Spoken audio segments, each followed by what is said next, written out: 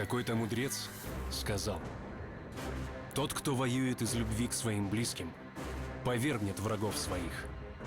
Я вступил в эту войну ради моих родных и ради моих друзей. Я защищал свой единственный дом — метро. И мы победили.